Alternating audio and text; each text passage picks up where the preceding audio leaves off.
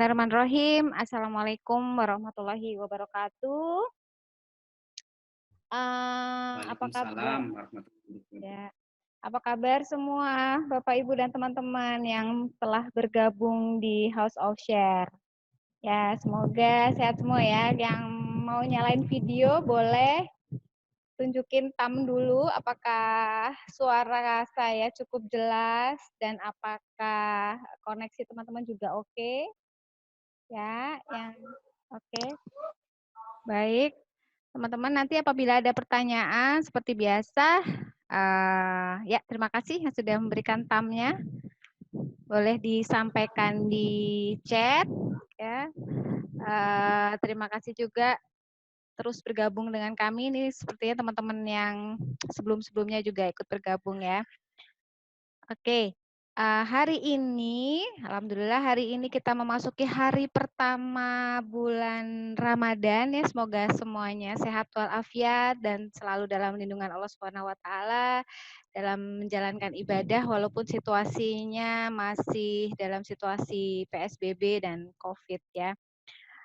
Oke, hari ini kita akan membahas tentang puasa Ramadan dalam masa PSBB. Alhamdulillah sekali ini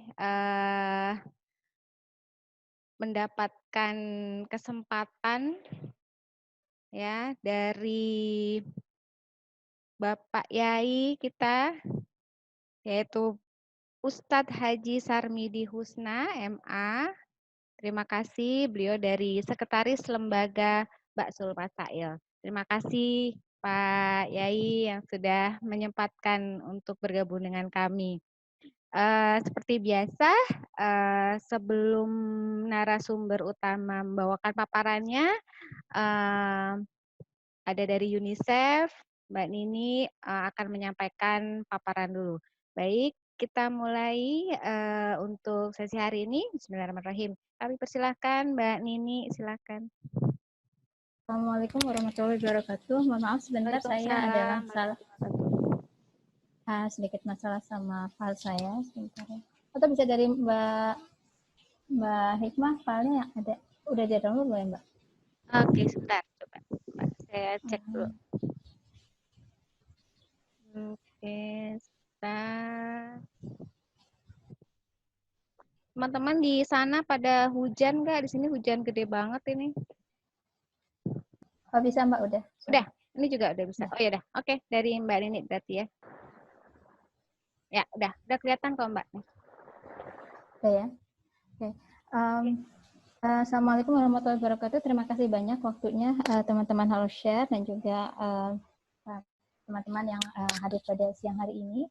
Jadi akan saya sharingkan pada siang ini lebih kepada rekomendasi dari WHO, sister agency kami yang dikeluarkan pada tanggal 15 April lalu mengenai judulnya adalah Safe Ramadan Practices. Jadi nanti mungkin kita bisa juga kirim kalau misalnya nanti akan mengirimkan materi yang ada. Yang pertama, WHO itu tentu Badan Dunia yang mengenai banyak hal terkait COVID. Salah satunya bagaimana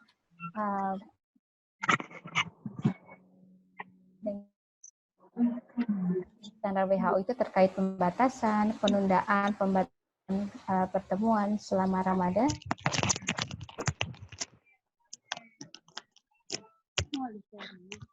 Yang pertama sama dengan yang ada di Indonesia, tentu mengenai saran untuk jaga jarak.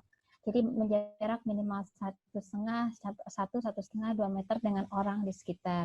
Ini sama sudah kita lakukan semua dan harus kita tetap jaga mengenai physical distancing itu. Kemudian untuk mengurangi kontak, sentuhan, tentukan gunakan salam yang menghindari kontak fisik. Jadi ini saya cuma sekedar untuk mengulang. Kemudian membubarkan kerumunan orang terkait kegiatan Ramadan. Kalau biasanya sering kumpul-kumpul, kalau saya itu biasanya kalau mau buka puasa di sepanjang jalan dekat rumah saya itu banyak jajanan dan banyak orang-orang kumpul untuk antri membeli menu buka puasa. Jadi setidaknya itu semua harus kita ingat mengenai physical distancing atau jaga jarak. Kemudian topik atau hal yang kedua, instruksi yang harus diterapkan setiap pertemuan selama Ramadan. Hindari untuk mengadakan acara di luar. Jika memang harus acaranya itu indoor, pastikan memiliki ventilasi yang baik. Jadi di sini kalaupun terpaksanya memang harus ada pertemuan, itu pastikan tempatnya cukup luas, kemudian ada jarak antar yang duduk, kemudian ada ventilasi cukup untuk sirkulasi udara. Kemudian persingkat waktu acara untuk membatasi potensi paparan penularan. Saya di salah satu yang biasanya kami di UNICEF itu memberikan advice kepada tenaga kesehatan itu sebetulnya maksimal hanya 15 menit untuk bisa bertemu secara intens dengan jarak 1,5 sampai 2 meter tadi. Kemudian berikan preferensi untuk mengadakan pertemuan yang lebih kecil dengan peserta yang lebih sedikit. Jadi seminimalisir mungkin kita mengadakan pertemuan. Sekarang dengan adanya teknologi yang cukup canggih, apakah mungkin pertemuan tersebut diganti dengan pertemuan secara virtual. Tapi ada kalanya memang hal-hal tersebut tidak dimungkinkan. Kemudian lagi-lagi menjaga jarak fisik di antara para hadirin, termasuk kalau misalnya harus di masjid, tempat wudhu dan sediakan tempat cuci tangan untuk sebelum pertemuan atau sebelum masuk dalam tempat-tempat ruang-ruang yang akan diadakan pertemuan tersebut. Kemudian mengatur jumlah keluar masuk orang beribadah, tempat ziarah atau tempat lain untuk memastikan aman setiap saat. Kemudian hal ketiga yang terkait dengan rekomendasi ataupun pertimbangan yang diberikan oleh WHO terkait Ramadan ini adalah amal dan peduli sesama. Mungkin nanti Pak Kiai akan lebih banyak sharing mengenai atau memberikan kita edukasi mengenai hal tersebut. Jadi saat membagikan zakat sama bulan Ramadan, hindari kontak fisik dan atur jarak satu dengan yang lain. Itu hal kita mesti pastikan. Kemudian menghindari pertemuan penuh saat buka puasa, sebaiknya gunakan porsi makanan yang sudah dikemas. Kita sering tahu kalau Ramadan yang lalu kita selalu ada takjil dan sebagainya. Nah, paling tidak untuk saat ini kalau memang bisa memberikan takjil itu sudah di box dan dengan ada physical distancing, jadi kita tetap menjaga safety daripada pencegahan penularan dari COVID ini. Kemudian kesejahteraan puasa. Jadi orang sehat tetap dapat melakukan ibadah puasa Ramadan seperti biasanya. Balik sekali lagi adalah orang yang sehat. Kemudian namun dengan pasien COVID-19 disarankan dapat berkonsultasi terlebih dahulu kepada dokter apakah memungkinkan dia berpuasa atau tidak. Kemudian kita semua tahu merokok tidak disarankan dalam situasi apapun, terutama selama Ramadan dan pandemi COVID. Kita tahu juga bahwa perokok itu memiliki resiko penyakit paru dan sangat berisiko untuk terjangkit penyakit COVID-19 yang serius. Ini yang paling penting, ketersediaan gizi yang tepat selama bulan Ramadan, makan makanan segar, sayur dan buah terutama, serta minum banyak air. Kemarin ini saya baca literatur terakhir adalah 8-10 gelas air putih dan usahakan untuk lebih banyak air putih daripada air dengan gula yang tinggi. Kemudian saling menguatkan di antara kita semua bahwa kita masih bersyukur, meningkatkan doa dan peduli sesama dan amal.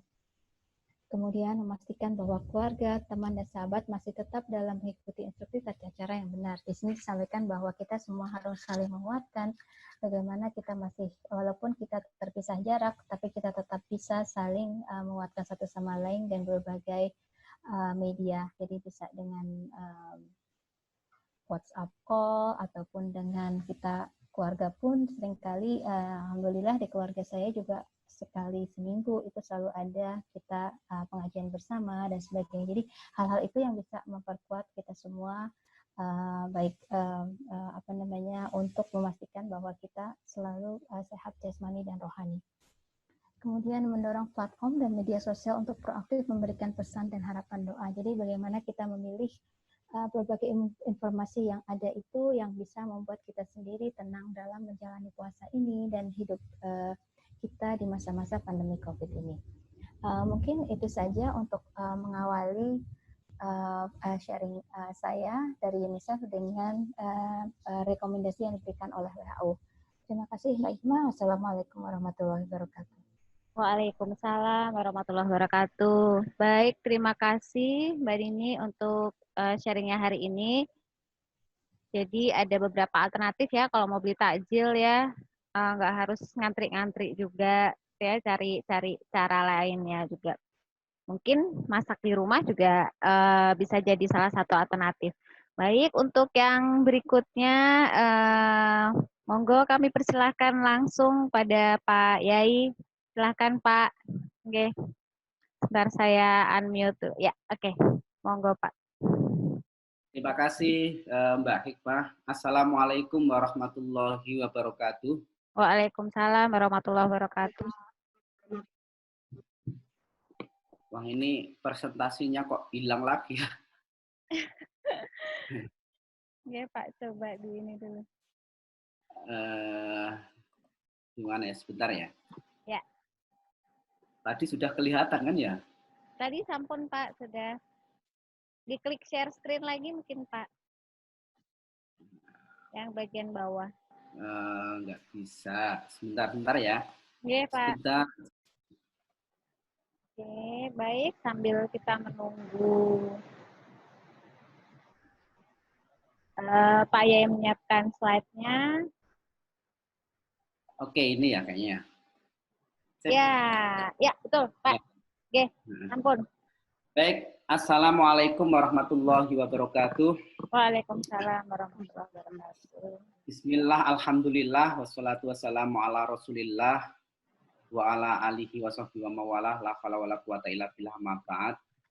Terima kasih Mbak Hikmah, yang saya hormati Mbak Bu Nini dari UNICEF, Bu Win, dan bapak-bapak dan ibu-ibu yang lain yang saya muliakan. Pertama-tama saya terima kasih kepada host of share dan jajarannya atas inisiatif kemuliaan dalam mengadakan diskusi ini. Memang ini bagian dari sosialisasi atau memberikan informasi bagaimana kita harus menjaga atau mentaati PSBB itu. Oke. Pak Yai nyuwun sewu, Pak Yai boleh di slideshow-nya boleh diklik di ujung sebelah kanan bawah supaya full kelihatan di layar. Oh, itu ya. Nggih. Oke, ya. Nah, nggih, matur nuwun, Pak. Ya. Nggih, monggo. Baik. Pertama perlu saya sampaikan bahwa kita ketika Ramadan memang harus banyak berdoa, termasuk salah satu doa yang dianjurkan oleh Rasulullah adalah ketika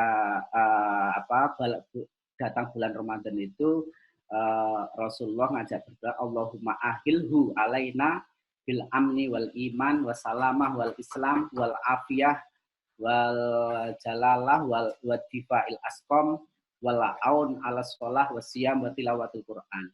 Jadi ini doa yang sering disampaikan oleh Rasulullah ketika Ramadan agar kita sehat walafiat, kebal dari penyakit atau wabah, terutama kita sekarang lagi ada problem masalah COVID-19, maka kita perlu memperbanyak berdoa.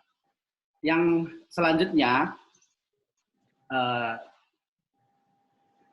dalam pandangan Islam, COVID atau Corona itu sudah menjadi problem kedaruratan global atau global emergency.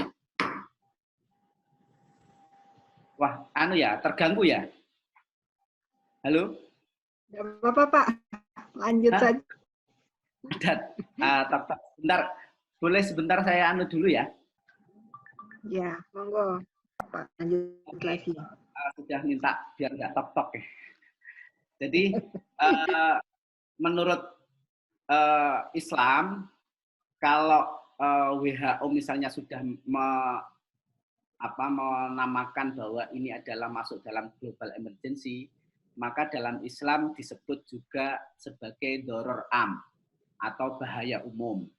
Nah, dalam Islam itu bahaya umum itu harus dihilangkan karena ada perintah yang bunyinya ad-dororu yuzal. Jadi sebuah kerusakan itu atau penyakit itu harus dihilangkan.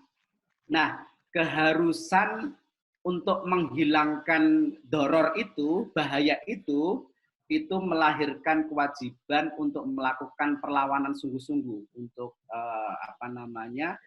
untuk pencegahan yang sungguh-sungguh. Nah, upaya mencegah yang sungguh-sungguh itu dalam kajian fikih itu masuk kategori jihad.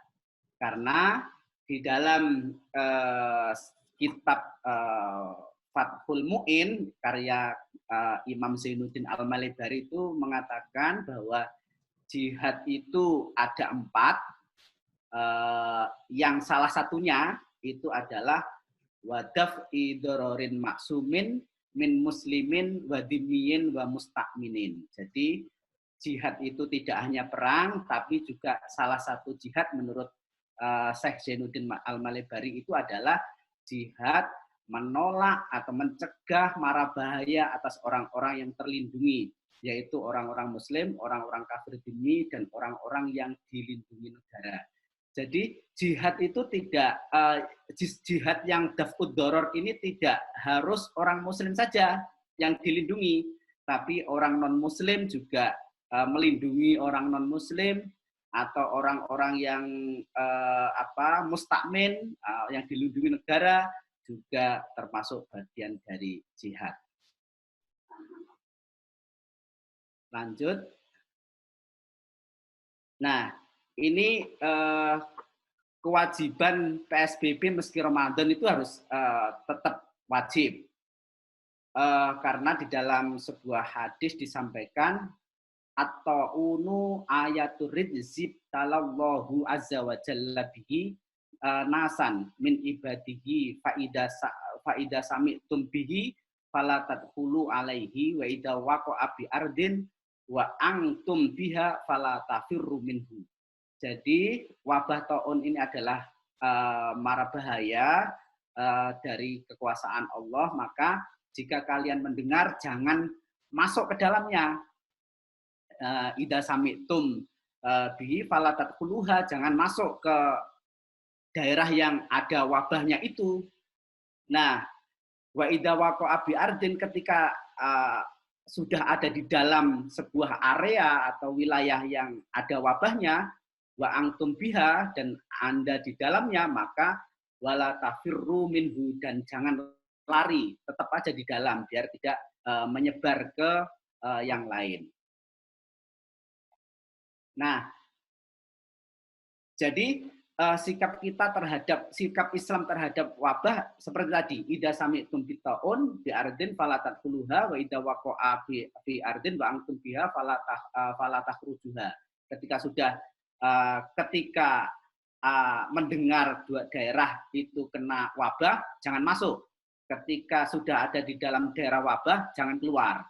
Maka ini adalah konteksnya saya yang sudah terlanjur pulang ke Magelang tidak boleh ke Jakarta, yang di Jakarta mau mudik ke Jawa juga tidak boleh. Itu konteksnya adalah hadis ini.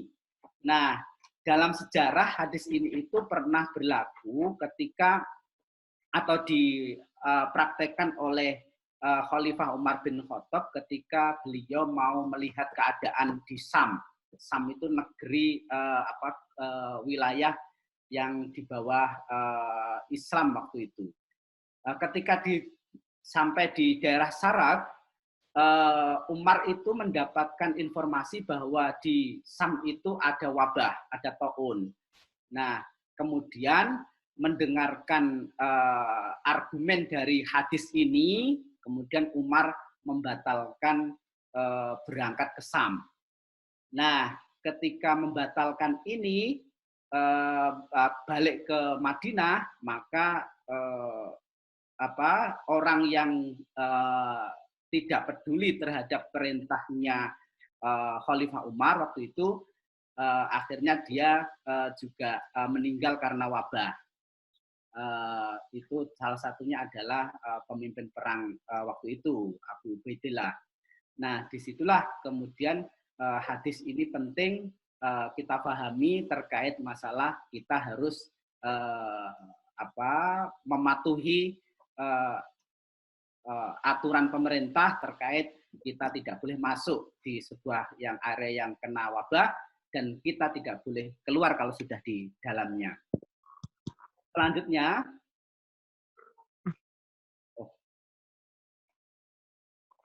nah karena ini bulan Ramadan dan temanya puasa, saya ingin sedikit membagi terkait definisi masalah puasa Ramadan. Nah, puasa Ramadan itu secara bahasa adalah asyamu lughatan al-imsak. Puasa Ramadan itu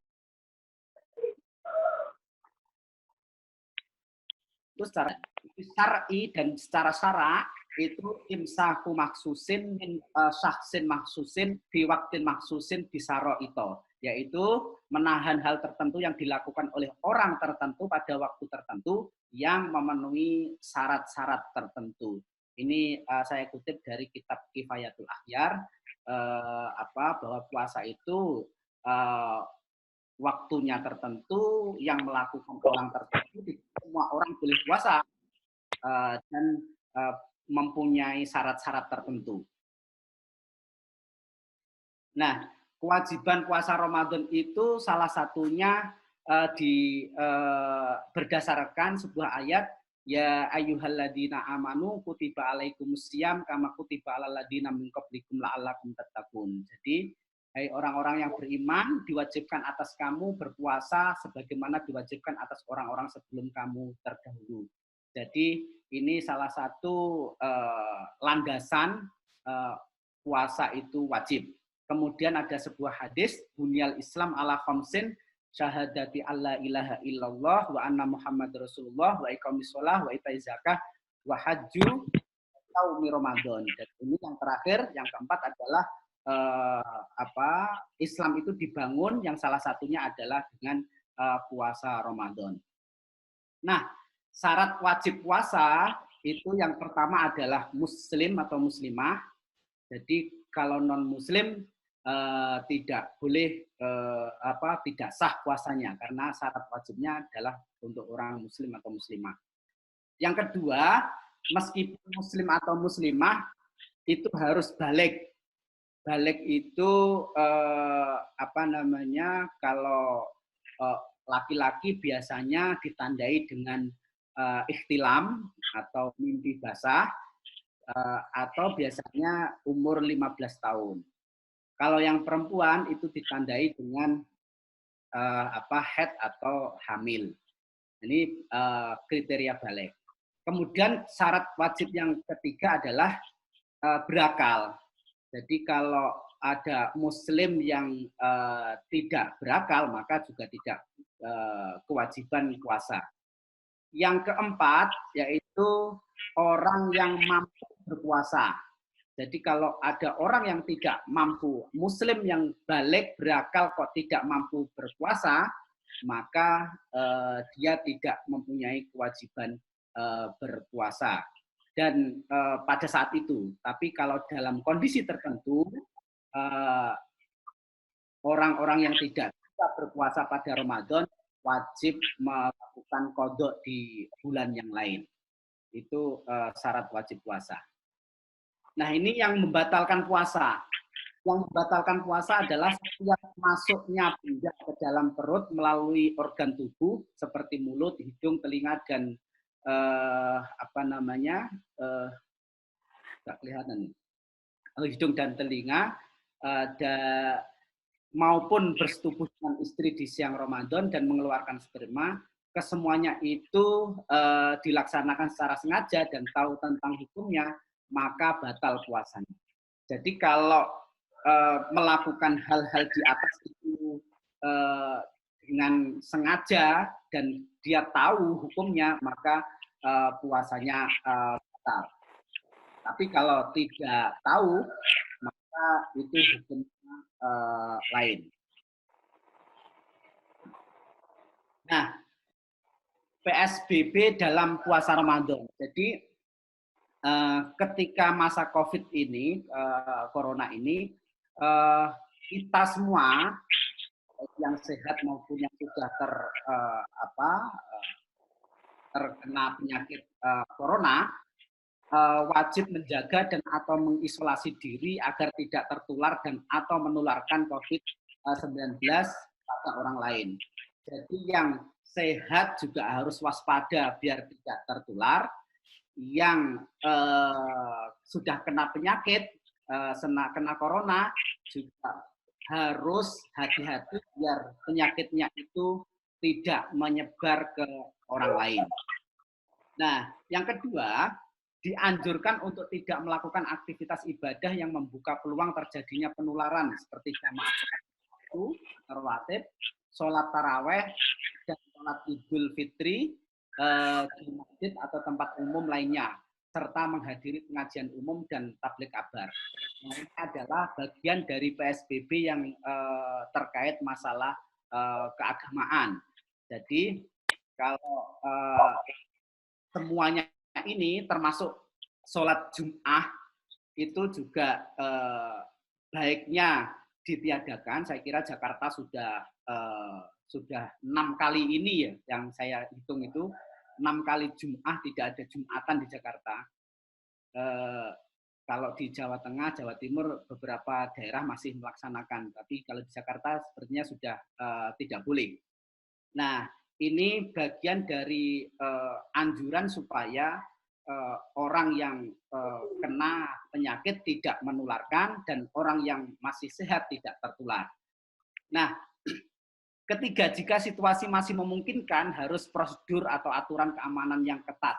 Jadi di beberapa daerah yang merasa bahwa dia masih aman, tidak zona merah kalau dalam pembagian zona, itu kalaupun mau melakukan itu harus prosedur yang ketat. Tapi baiknya kalau saya sendiri menyarankan tidak usah melakukan kegiatan keagamaan dalam situasi seperti ini. Nah, oleh karena itu kita perlu taat aturan PSBB. Jadi kalau pembatasan sosial berskala besar ini ditaati, insya Allah kita juga akan bisa meminimalisir penyebaran COVID-19 ini. Dasarnya taat kepada aturan adalah ya ayyuhalladzina amanu atiullaha wa atiur rasul wa ulil amri minkum. Jadi kita harus taat kepada Allah, taat kepada Rasul, dan ulil amri itu taat kepada pemerintah. Nah, di dalam sebuah kitab karya Ibnu Qayyim itu dalam kitab Turuqul Hukmiyah itu disampaikan satu maka nafi lan yakunu ma'ahun nasu aqrabu ila shalah wa ab'adu anil fasad wa illam yadhur rasul sallallahu alaihi wasallam wala nazala bihil wahyu.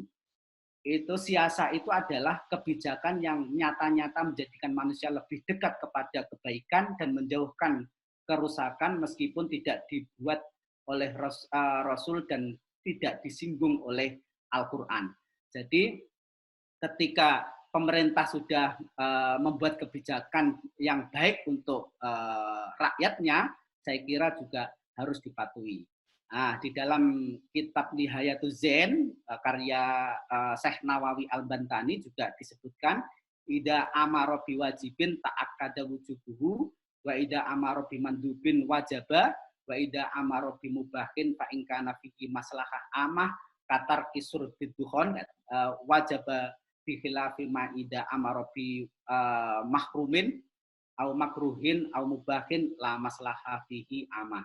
Jadi ketika negara atau pemimpin itu sudah memerintahkan hal yang wajib di dalam syariat, maka menjadi kuat kewajibannya itu. Kalau dia memerintahkan hal yang sunnah, maka itu menjadi wajib. Kalau memerintahkan hal yang mubah, maka itu menjadi wajib juga. Ini adalah berapa toh?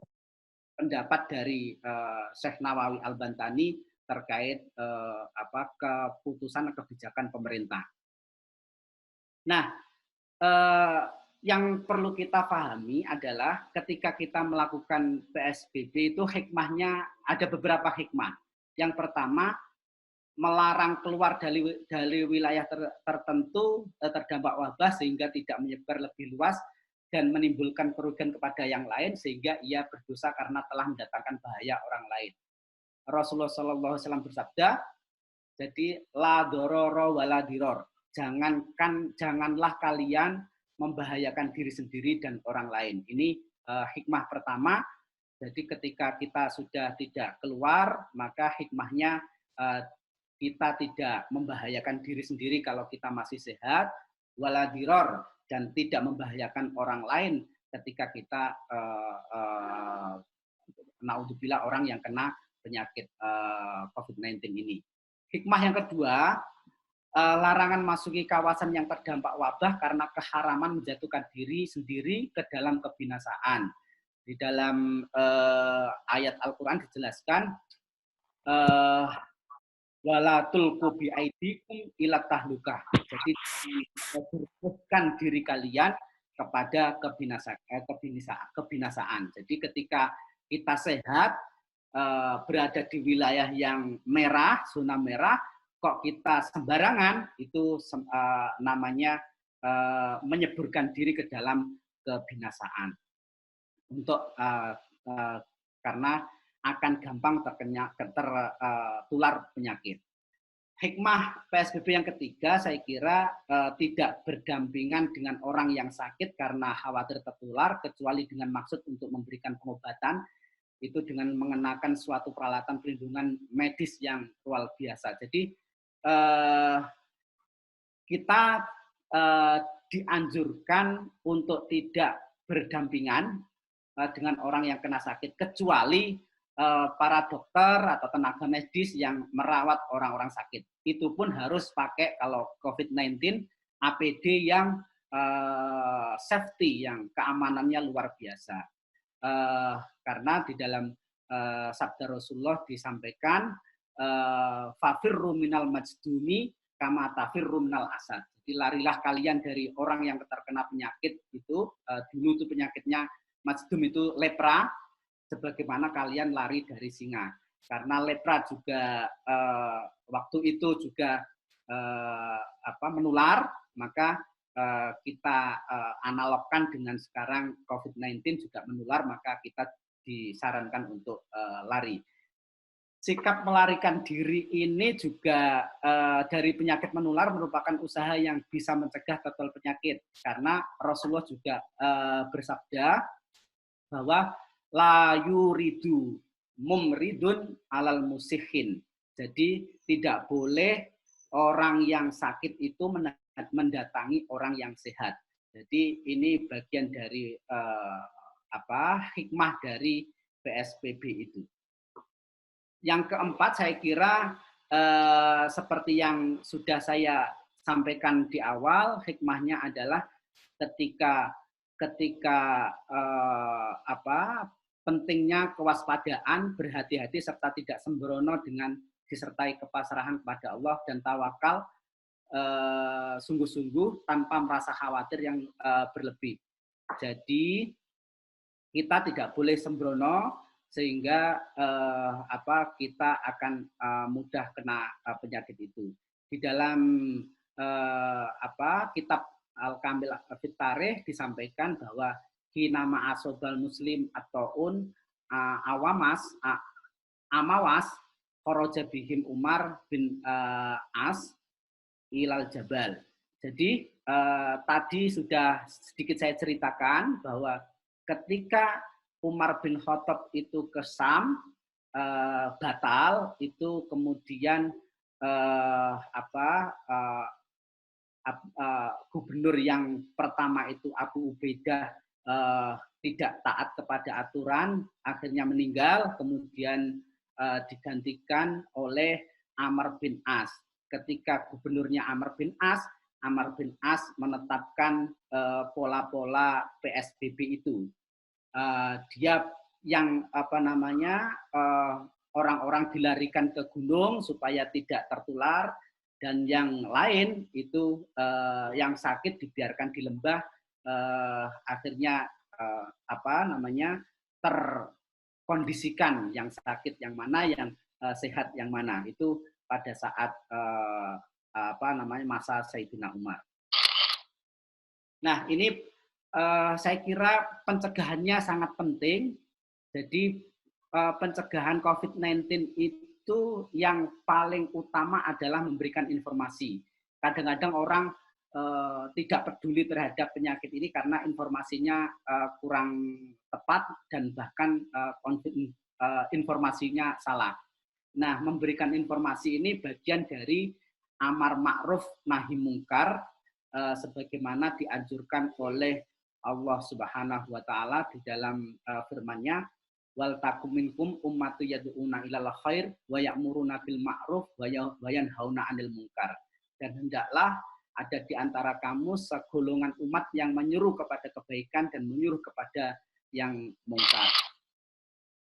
Nah, tadi juga sudah saya sampaikan bahwa Islam sangat memberikan dasar kemaslahatan, yaitu terkait ad-dororu yuzal, bahwa bahaya itu harus dihilangkan. Nah, ketika ada tarik-menarik antara bahaya dan kepentingan atau keuntungan atau kemaslahatan, maka yang diprioritaskan adalah menghilangkan bahaya. Darul mafasid aula min jalbil masoleh. Ini adalah konteksnya kalau sekarang seperti ini. Orang datang sholat taraweh itu baik, tapi lebih baik menolak bahaya tertular COVID-19. Itu lebih baik memilih menolak bahaya supaya kita tidak tertular penyakit. Darul mafasid itu, menolak kerusakan itu lebih diutamakan. Yang selanjutnya, saya kira kita perlu mewajibkan bagi siapapun yang merasa telah terjangkit wabah atau berada di wilayah yang terjangkit wabah dan keluar karena alasan penting untuk melapor kepada otoritas yang bertanggung jawab. Ini misalnya ke otoritas pemerintah atau satgas yang sudah dibentuk oleh pemerintah supaya terdeteksi siapa dan sudah terkena penyakit atau belum. Jika ia menyembunyikan, maka orang yang membunyikan dia telah kena penyakit corona ini, dia termasuk sudah melakukan 2 dosa, yaitu dosa berbohong atau menyembunyikan penyakitnya, serta dosa karena membahayakan orang lain dan menyebabkan penyakit itu menyebar kepada orang lain. Nah, ini perlu dipahami. Jadi kalau orang yang sudah kena kok menyembunyikan itu dosanya 2 kali. Nah, banyak orang yang menyembunyikan kondisi penyakitnya itu karena adanya stigmatisasi. Maka dari itu kita perlu memberikan informasi kepada masyarakat bahwa penularan COVID sangat mudah, tapi bukan harus orang yang kena penyakit itu di stigma negatif. Tentu tidak, karena COVID-19 ini yang kena COVID juga manusia. Dalam pandangan Islam, manusia di hadapan Allah itu sama saja. Yang utama adalah orang yang takwanya itu lebih di atas orang lain. Inna akramakum indallahi atqakum. Jadi Allah itu akan memuliakan orang yang takwanya lebih baik, bukan yang sehatnya lebih, itu bukan. Nah, ini maka orang yang terkena penyakit itu jangan distigmatisasi, diwaspadai, rawat dengan cara-cara yang safety itu lebih lebih baik. Nah, ini saya kira saya lanjutkan. Nah, bagi orang yang sudah kena penyakit, saya kira orang yang tersebut wajib berobat, tidak boleh tidak. Karena kewajiban berobat itu ada di dalam perintah Rasulullah SAW, Innallaha anzalad da' wa dawa wa ja'ala likulli da'in dawa fatadawau wa la tadawau biharamin. Jadi Allah itu menurunkan penyakit dan juga menurunkan obat. Menjadikan setiap penyakit itu ada obatnya. Maka berobatlah wala tadawau biharamin, dan jangan berobat dengan hal-hal yang diharamkan.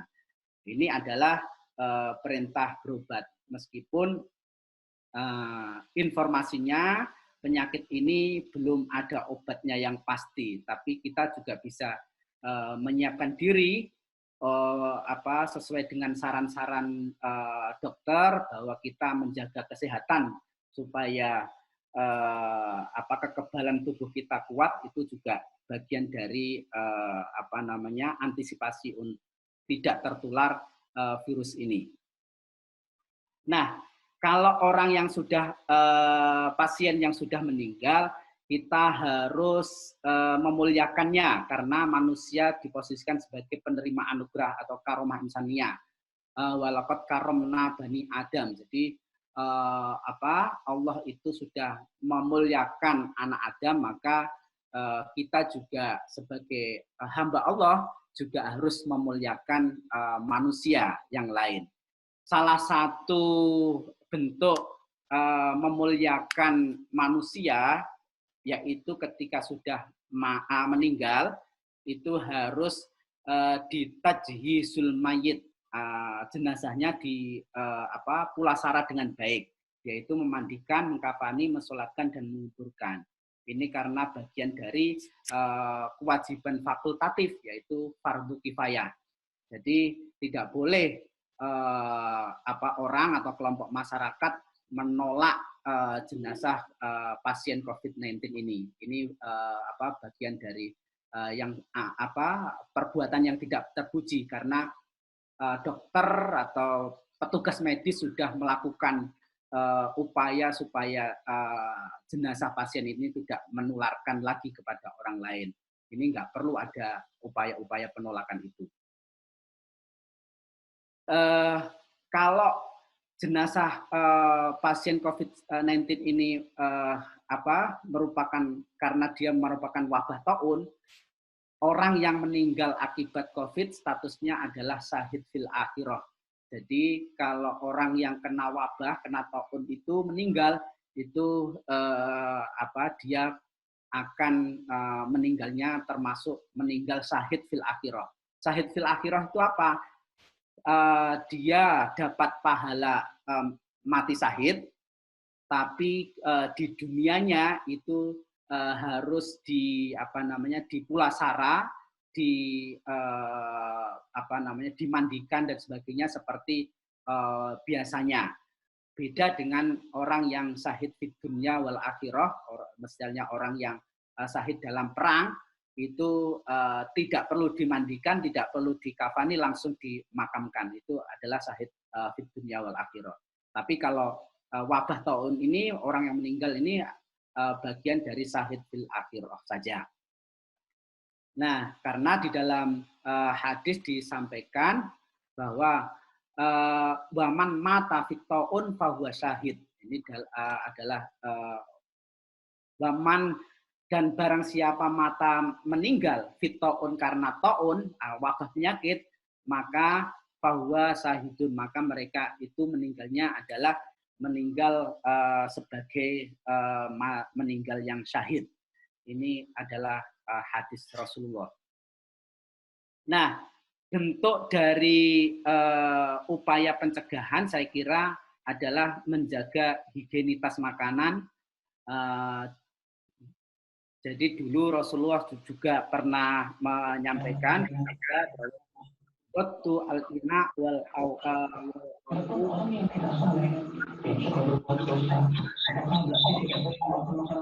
jadi baru bisa setelah kamu matiin kan? Aku mendengar Rasulullah SAW bersabda, tutuplah bejana-bejana dan ikatlah tempat-tempat minum di mana di malam hari setiap hari akan ada wabah penyakit yang akan dibawa ke dalam bejana tersebut. Jadi anjuran untuk melakukan higienitas makanan dan minuman itu sudah ada anjurannya oleh Rasulullah. Saya kira ini bisa dikembangkan bagaimana membuat makanan dan minuman itu higienis supaya tidak campur dengan penyakit atau virus. Nah, selanjutnya yang biasa terjadi di dalam puasa itu saya kira puasa bagi yang sakit, misalnya orang yang kena kena penyakit corona, itu bagaimana penyakitnya. Di dalam sebuah kitab Nihayatuz Zain, Syekh Nawawi Al-Bantani menyampaikan, walil maridi salah satu ahwalin intawahama dororon yubihu atayamum karihalahus saum wajasalahul fitr wa intahaqqaqa doror al-madkur au ghalaba ala dhannihi au intaha bihil adr ilal halaki au dahaba manfa'ahu man adwul haramus saum wa wajabal fitr wa in kanal maradu khafifan bihaitsu la yatawahhamu fihi darar yubihu tayammum haramal fitr wa wajabas saum malam yukhaffif azyada. Jadi ulama membagi 3 keadaan orang yang sakit. Pertama, kalau misalnya penyakit diprediksi kritis yang membolehkan tayamum, maka penderita makruh untuk berpuasa. Jadi orang yang terkena COVID kok dalam posisi seperti ini, dia makruh puasa. Ia diperbolehkan tidak berpuasa. Kedua, jika penyakit kritis itu benar-benar terjadi atau kuat diduga kritis atau kondisi kritis dapat menyebabkan kehilangan nyawa atau menyebabkan disfungsi salah satu organ tubuh, maka penderita haram berpuasa. Ia wajib membatalkan puasanya.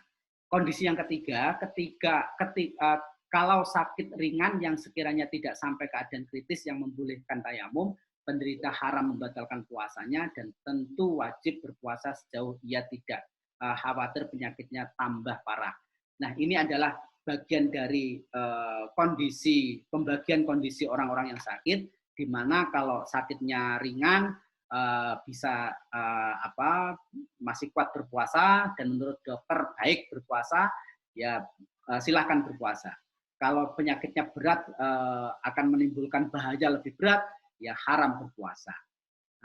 Dan ada kondisi yang makruh berpuasa. Ini bagi yang berpuasa, orang yang sakit yang berpuasa.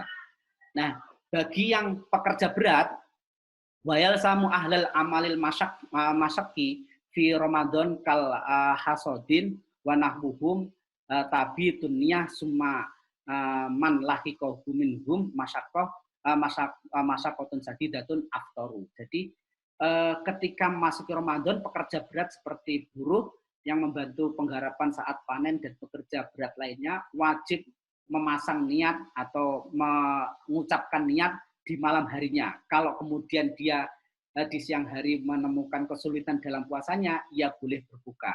Ini juga bisa bisa terjadi pada petugas dokter atau petugas medis yang menangani COVID-19 yang dia menggunakan APD yang sangat berat itu, apalagi APD itu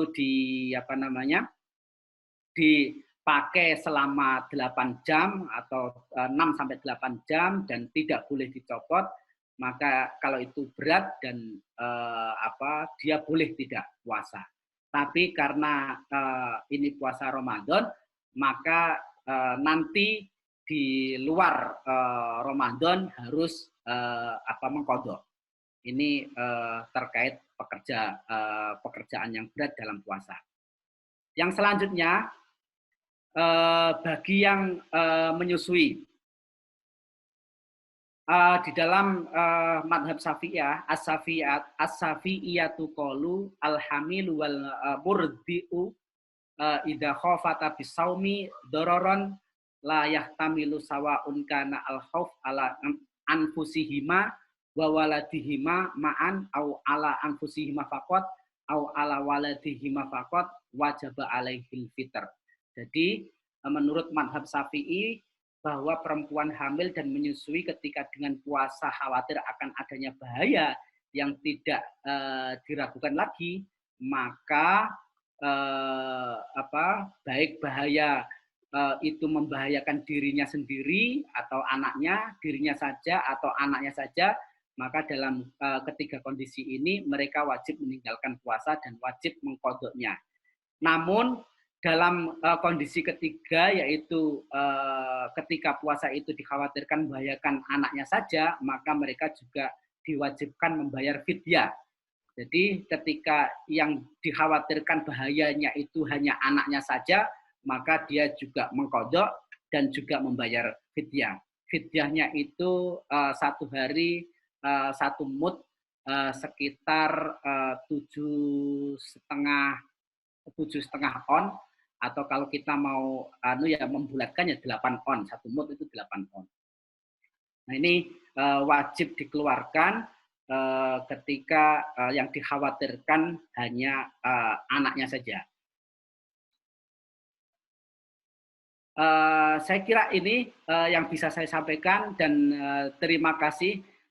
Nanti mungkin ada tanya jawab, monggo. Sebelum tanya jawab mungkin saya tambah sedikit, ketika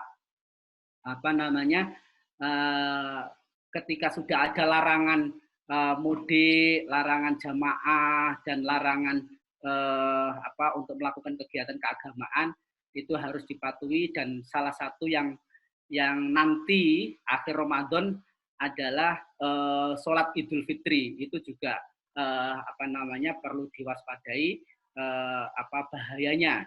Oleh karena itu dalam sholat Idul Fitri, karena sholat Idul Fitri itu sunnah, juga bisa dilakukan di rumah masing-masing. Sholat Idul Fitri sendiri juga boleh.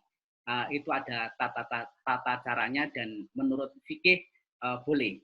Oleh karena itu kita yang paling penting, kita harus taat aturan, taat kebijakan yang dilakukan oleh pemerintah, dan juga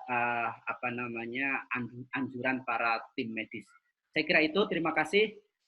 Wassalamualaikum warahmatullahi wabarakatuh. Waalaikumsalam warahmatullahi wabarakatuh. Terima kasih banyak Pak Yai, Masya Allah ininya ya, paparannya ya. Teman-teman, jadi dalam PSBB ini, ternyata PSBB ini udah ada dari zaman dulu ya Pak Yai ya, berarti ya. Tadi kan iya, jadi waktu dulu ada wabah juga ada aturan seperti yang kita jalani sekarang ini ya. Pak Yai, ini sudah ada beberapa pertanyaan yang masuk, Pak Yai. Yang pertama, bagaimana cara yang baik untuk meyakinkan kerabat nih, ketika tidak memungkinkan bahkan dilarang untuk memasuki kawasan yang terdampak wabah.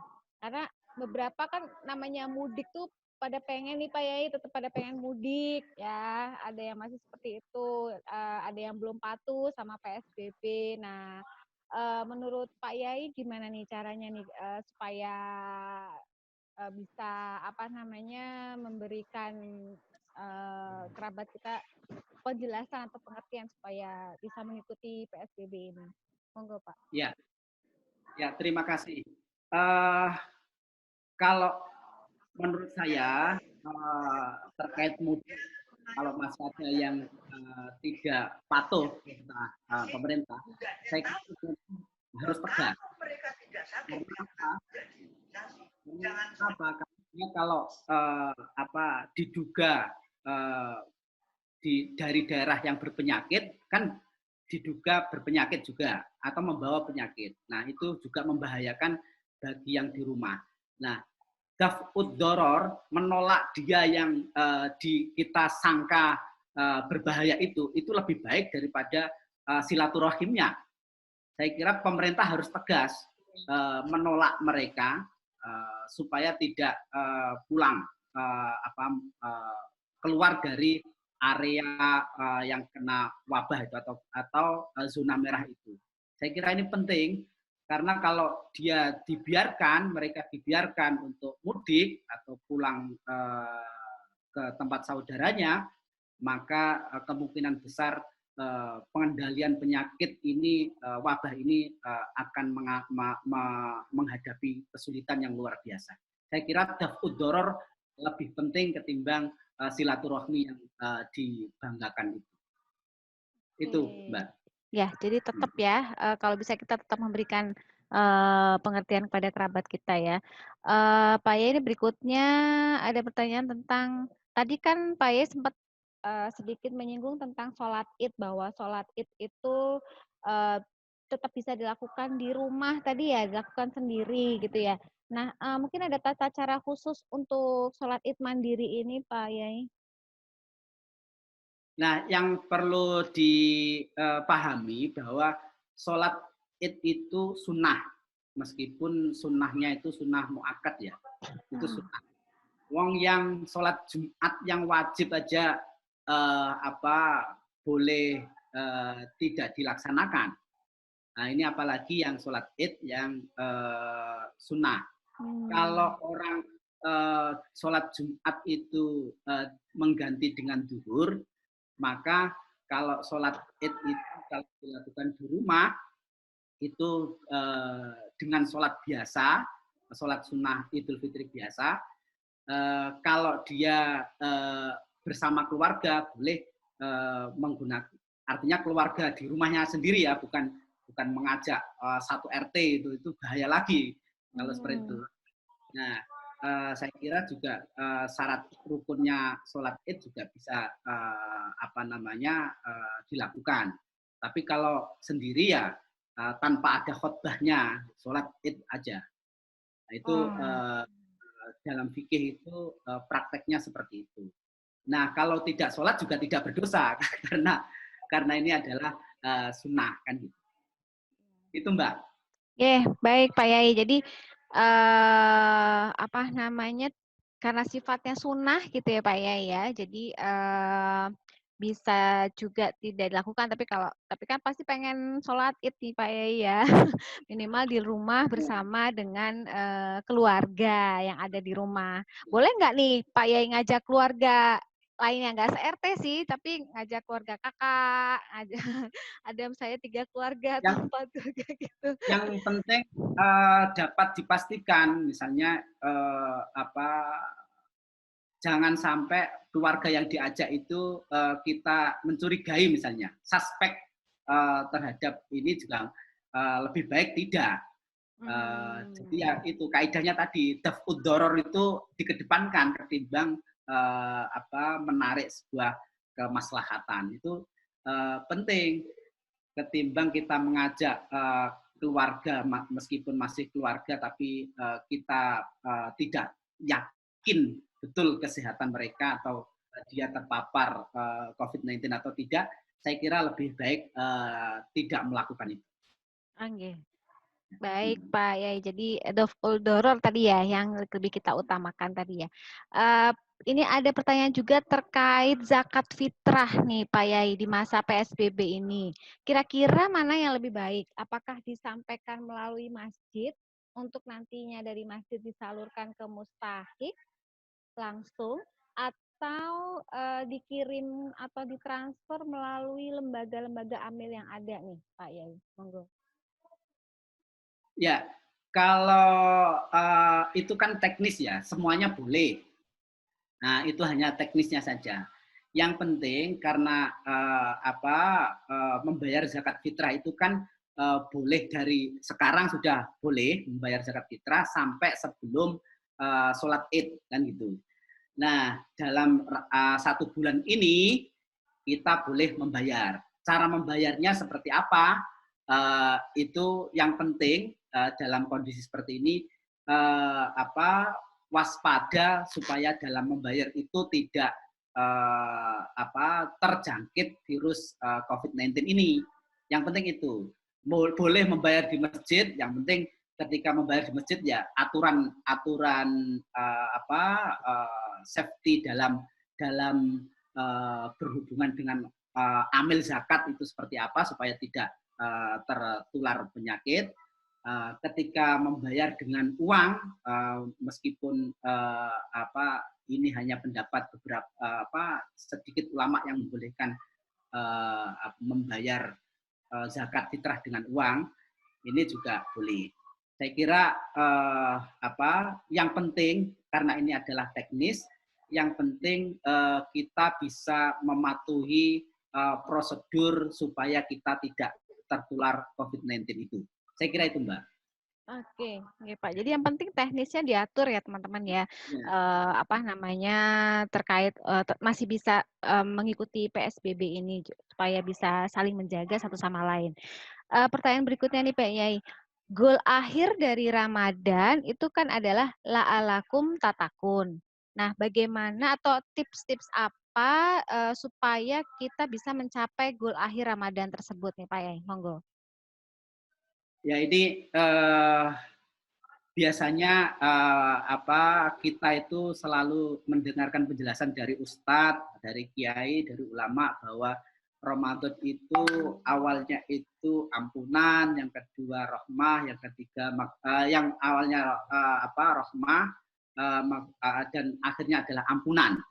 Nah, 3 hal itu. Jadi ketika sudah mendapatkan 3 hal itu, maka insya Allah puasa kita akan la'alakum tatakun. Kita akan mendapatkan ketakwaan. Nah, untuk mendapatkan itu ya kita perlu pertama menjalankan puasa Ramadan itu dengan baik. Dengan baik apa? Tadi saya sampaikan terkait hal yang membatalkan puasa, itu kan hal-hal yang membatalkan puasa, makan, minum, dan hubungan suami istri dan sebagainya, itu yang membatalkan puasa secara fisik. Tapi ada hal-hal yang tidak membatalkan puasa, tapi mengurangi pahala puasa. Misalnya dalam puasa kita mengumpat, berbohong, kemudian ngerumpi dan sebagainya. Itu juga akan mengurangi pahalanya puasa. Hindari yang seperti ini supaya nanti mendapatkan ujungnya takwa itu. Yang kedua, memperbanyak amal-amal ibadah sunnah, karena di dalam puasa itu yang wajib itu pahalanya dilipat gandakan, yang sunnah itu pahalanya kayak melakukan wajib, juga sunnah-sunnah yang lain itu juga pahalanya dilipat gandakan. Jadi kalau memperbanyak amalan sunnah, insya Allah akan bisa mendapatkan ketakwaan itu. Yang ketiga yang perlu dilakukan adalah sedekah di bulan Ramadan.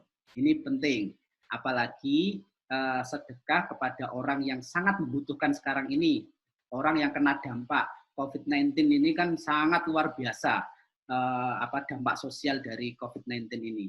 Bukan hanya orang yang kena penyakit, orang yang pekerja informal itu sangat luar biasa dampaknya. Sehingga membantu orang-orang sedekah dalam hal ini kepada orang-orang seperti itu di bulan Ramadan itu pahalanya sangat luar biasa. Jangankan sedekah kepada mereka, kita memberikan takjil atau memberikan iftar kepada orang yang berpuasa itu pahalanya seperti orang yang berpuasa. Itu sedekah di bulan Ramadan. Saya kira hal-hal seperti ini penting, terutama tadarus dan sebagainya itu penting supaya kita mendapatkan ketakwaan itu tadi. Saya kira itu, Mbak. Pak Yai. Jadi daripada kita ngerupik, kita ngomongin orang, kita melakukan hal-hal negatif, mendingan kita tadarus ya. Terus kalau apa namanya sedekah itu juga penting sekali, apalagi untuk apa saudara-saudara kita yang mungkin terdampak dengan adanya COVID-19 ini. Ya, Teman, terkait ya, sedekah saya tambahkan, Mbak ya. nggih. Jadi Monggo Pak. dalam hadis itu ada Rasulullah itu menyampaikan bahwa kalau orang pagi itu sedekah, itu insya Allah penyakit tidak akan apa namanya mengenai dia, orang yang pagi sedekah itu. Oh, Masya Allah. Jadi dengan kita sering bersedekah, kita dijauhkan dari penyakit gitu ya, Pak Yai ya? Jadi sedekah itu akan mencegah adanya balak yang atau penyakit yang akan menerpa kita. Saya kira itu sangat penting. Baik. Oke, masih ada pertanyaan kah ini teman-teman? Sebentar. Mbak Nini mungkin ada yang mau disampaikan lagi? Ada yang mau disampaikan? Mungkin satu mau menanyakan ke Pak Yai. Biasanya kalau apa kita memberikan apa namanya sedekah ataupun zakat itu kita bisa tahu memang lewat masjid dan sebagainya, tapi kan lebih mudah kayaknya kesasarannya gitu ya Pak Yai. Tapi kalau sekarang dengan banyak orang yang mudik, kita tahu mereka terdampak. Bagaimana caranya memastikan bahwa apa yang kita berikan memang sudah dari Allah, tapi bisa sampai ke sasaran secara tepat?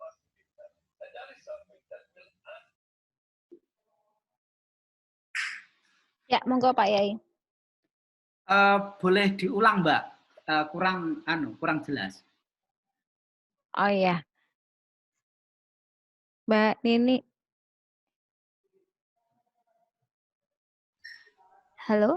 Ya, Mbak Nini tadi Ya. kurang. Yang hanya bagaimana memastikan bahwa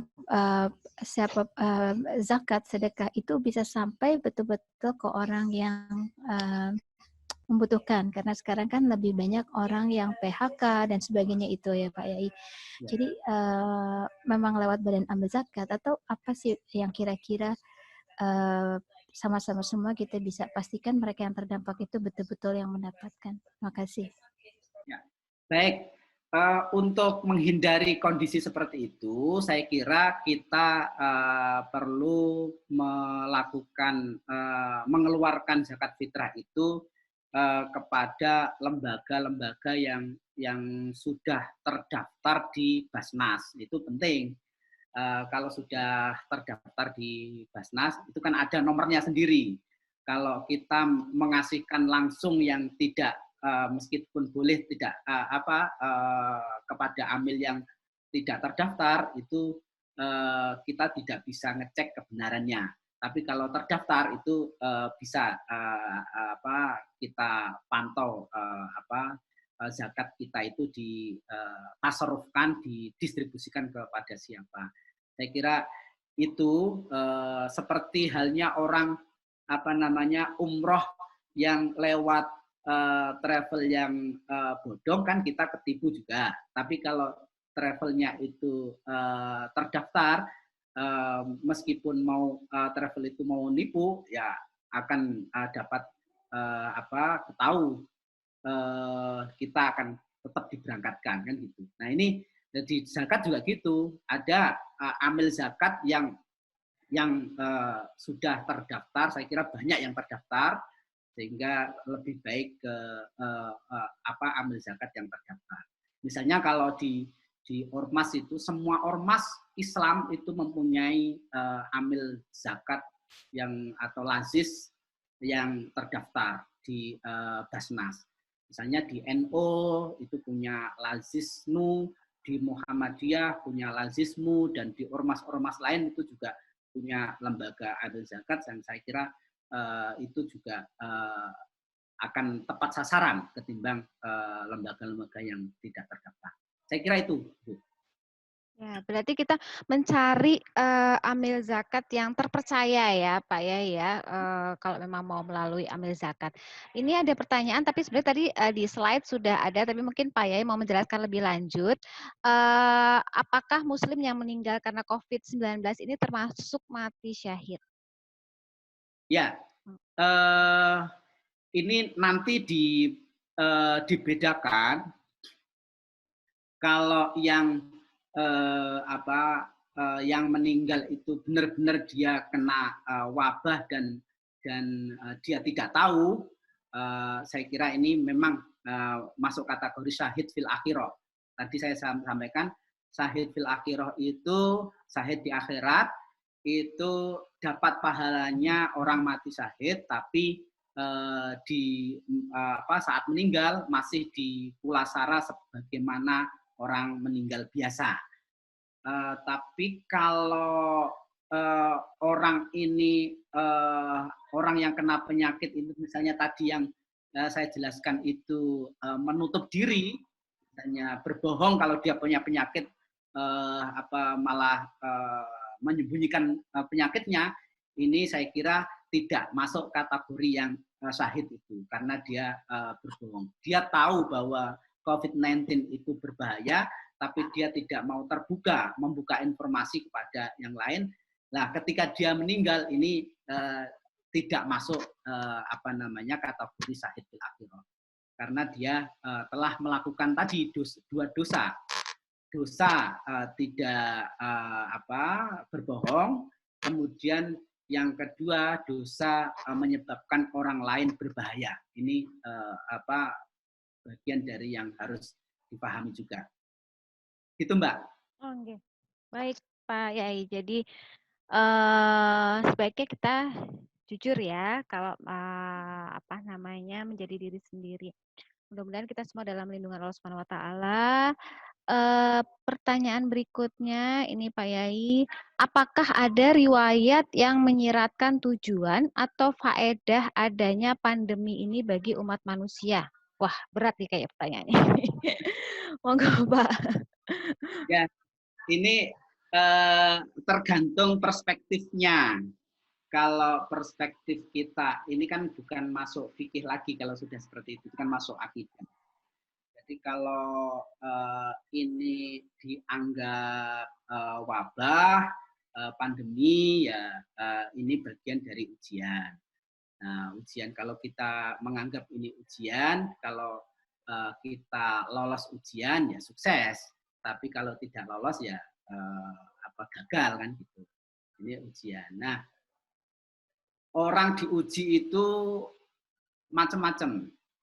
Misalnya ada nabi yang diuji, Nabi Sulaiman malah misalnya diuji dengan kekayaan, istri banyak dan cantik, di kekuasaan dan sebagainya. Itu enak sekali ujiannya Nabi Sulaiman. Tapi ada ujian yang berat seperti Nabi Ayub diuji dengan penyakit yang tidak kunjung sembuh selama bertahun-tahun. Ini adalah ujian. Nah, dari sini kita juga bisa memahami apakah wabah ini masuk dalam kategori bala atau kategori ujian. Saya kira kita perlu mensikapi yang sesuai dengan tujuan kita supaya kita bisa meminimalisir penyebaran penyakit ini. Saya kira kalau kita mempunyai anggapan bahwa ini adalah penyakit yang diciptakan Allah, kemudian kita mentang-mentang kemudian tidak mau taat aturan pemerintah terkait penyakit ini, ya kita bisa wassalam kan gitu. Karena meskipun penyakit ini yang diciptakan oleh Allah, aturan-aturannya juga ada. Ini kan terjadi tadi ketika sikap Abu Ubadah dengan Sayyidina Umar itu. Ketika gubernur ini tidak taat aturan apa yang dianjurkan oleh Rasulullah untuk isolasi, maka dia juga meninggal. Meskipun dia meyakini bahwa ini adalah takdir Allah. Tapi kalau takdir, meskipun itu kita yakin adalah takdir Allah, kita bisa sebelum takdir itu terjadi, kita bisa memilih berusaha atau ikhtiar untuk adanya takdir yang lain. Kayak apa yang disampaikan Sayyidina Umar itu, kami lari dari takdir ke Syam, lebih memilih takdir yang ke Madinah. Akhirnya dia selamat kan. Kalau Sayyidina Umar itu benar-benar ke Syam, itu prosentasenya sangat besar dia akan terkena wabah itu, tahun itu. Nah, karena dia memilih, ya karena selamat. Abu Ubadah yang tidak memilih, Al-Jarrah ini tidak memilih isolasi, maka dia kena penyakit dan kemudian meninggal.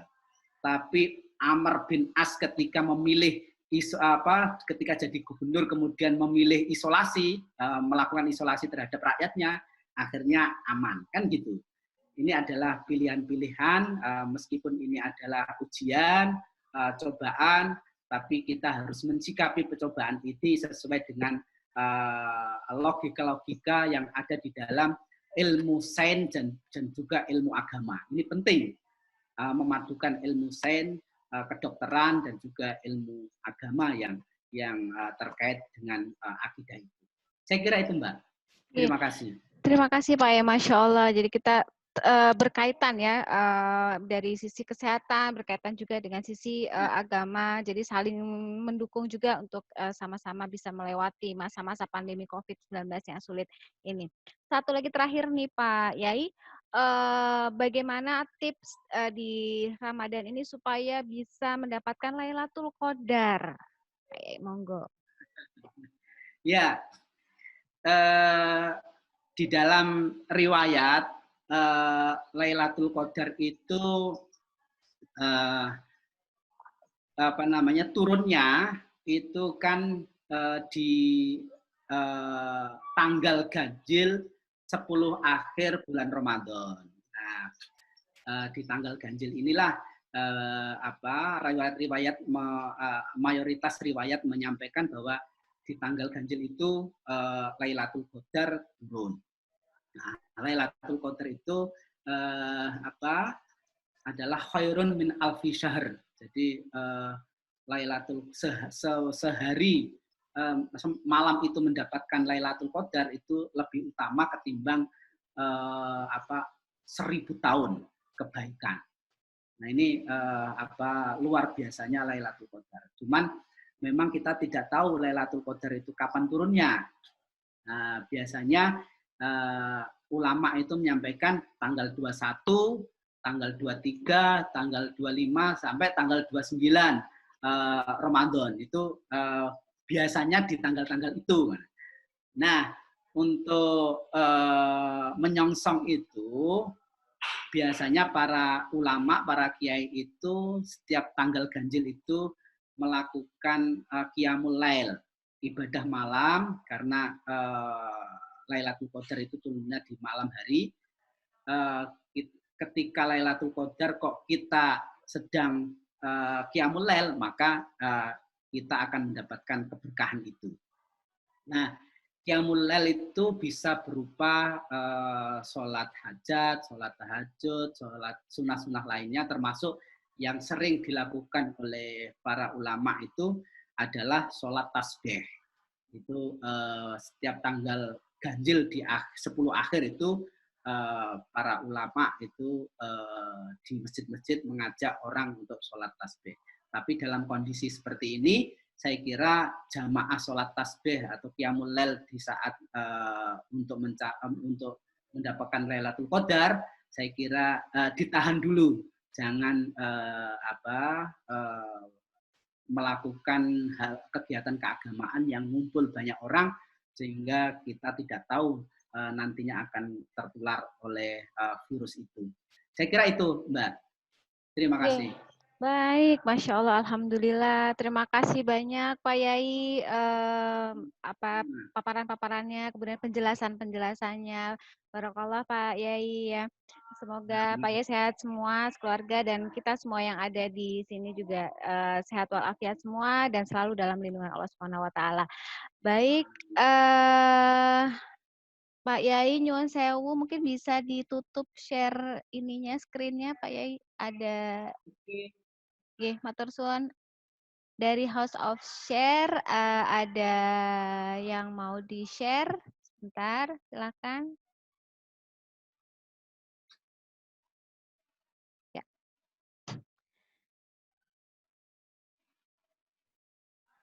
Ya, baik. Terima kasih teman-teman semua yang telah menghadiri bergabung dengan kami di House of Share. Terima kasih House of Share yang telah memfasilitasi kegiatan ini. Baik, akhirul kata sebelum saya tutup mungkin ada yang mau di-share kah dari House of Share untuk kegiatan berikutnya? Ya, baik. Ini adalah kegiatan berikutnya kita pada hari Selasa tanggal 28 April 2020 pukul 2 sampai pukul 4 sore tentang konseling PMDA selama masa PSBB. Di sini mungkin lebih kepada kita akan saling sharing di sini. Jadi diskusi, lebih pada diskusi. Jadi teman-teman juga mungkin akan ada diberikan kesempatan untuk sharing di sini. Baik, terima kasih semuanya. Mohon maaf bila ada kekurangan-kekurangan selama memandu acara ini. Saya dengan Hikmah selaku moderator dari kegiatan hari ini pamit undur. Pak Yai matur nuwun, Mbak Nini matur nuwun, Mbak Nini, House of Share juga semuanya. Terima kasih sekali lagi. Assalamualaikum warahmatullahi wabarakatuh. Selamat menjalankan ibadah puasa semuanya. Waalaikumsalam warahmatullahi wabarakatuh.